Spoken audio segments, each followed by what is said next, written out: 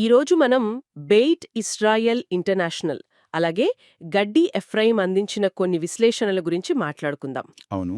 ఇందులో నాకు రెండు విషయాలు చాలా ఆశ్చర్యంగా అనిపించాయి. మ్మ్. మొదటిది ఒక లెక్కల గందరగోళం. 70 ఆత్మల గురించా? అవును, సరిగ్గా అదే. యాకోబు కుటుంబం ఈజిప్టుకు వెళ్ళినప్పుడు మొత్తం 70 మంది అంటారు. కాని పేర్లు లెక్కపెడితే 69 మాత్రమే ఉంటాయి. ఆ ఒక్కరు ఎవరు? మంచి ప్రశ్న.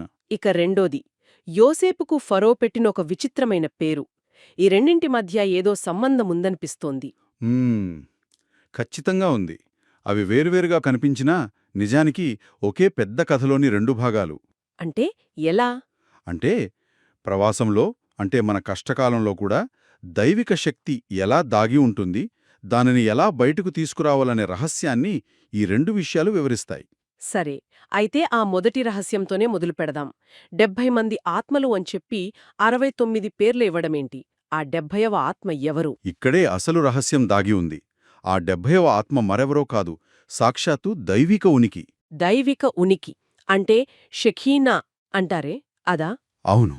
అంటే ఇజ్రాయెల్ ప్రజలు ప్రవాసంలోకి వెళ్ళినప్పుడు దేవుడు కూడా వాళ్లతో పాటే ప్రవాసంలోకి వెళ్ళాడు. ఒక్క నిమిషం. అంటే వాళ్ళని శిక్షించడానికి ప్రవాసానికి పంపలేదు, వాళ్లతో పాటే వెళ్లాడంటారా? సరిగ్గా అదే. ఇది శిక్ష కాదు, ఒక సాహచర్యం. రాసి చెప్పినట్లుగా ఆయన తిరిగి తీసుకువస్తాడు అని కాదు, ఆయనే స్వయంగా తిరిగి వస్తాడు అని ఉంది. ఆ అంటే వారి బాధలో ఆయనక్కూడా భాగముందన్నమాట.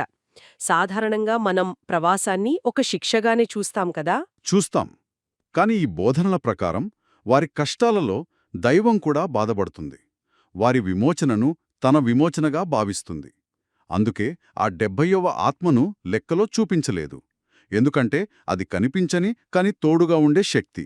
చాలా ఆసక్తికరంగా ఉంది. అలా అయితే ప్రవాసంలో దైవం కూడా దాగి ఉందన్నమాట. మరి ఆ దాగి ఉన్న శక్తిని బయటకు తీసుకురావడమెలా? బహుశా ఇక్కడే యోసేపు పాత్ర వస్తుందేమో. అవును, అక్కడికే వస్తున్నాం.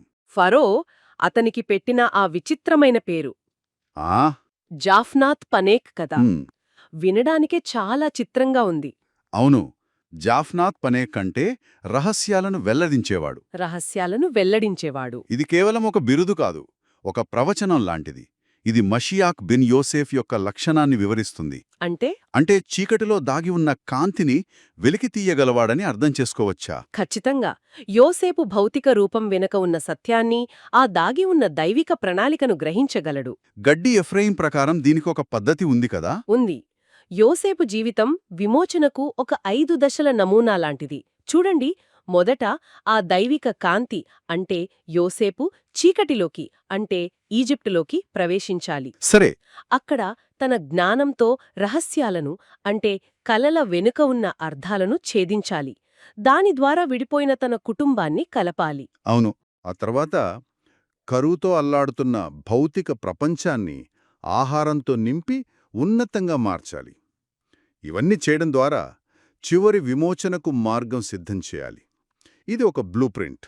అద్భుతం. ఇప్పుడు నాకు ఆ రెండు విషయాల మధ్య సంబంధం స్పష్టంగా అర్థమవుతుంది. ఒకటి, మన కష్టాల్లో ఆ చీకటిలోనే ఒక దైవిక శక్తి మనతో పాటు ఉంటుంది. అవును. రెండు, ఆ శక్తిని బయటకు తీసుకురావడానికి, ఆ రహస్యాన్ని ఛేదించడానికి ఒక కీ కూడా అక్కడే ఉంటుంది. ఇది కేవలం చరిత్ర కాదు, మన జీవితానికి కూడా వర్తిస్తోంది. నిజమే. బెయిట్ ఇజ్రాయెల్ ఇంటర్నేషనల్ బోధనల సారాంశం కూడా ఇదే. విమోచనకు బీజాలు ప్రవాసంలోనే ఉన్నాయి.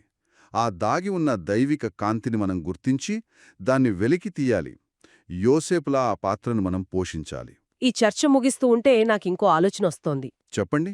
విమోచనకు అవసరమైన కాంతి కష్టమనే చీకటిలోనే దాగి ఉంటుంది అంటున్నారు.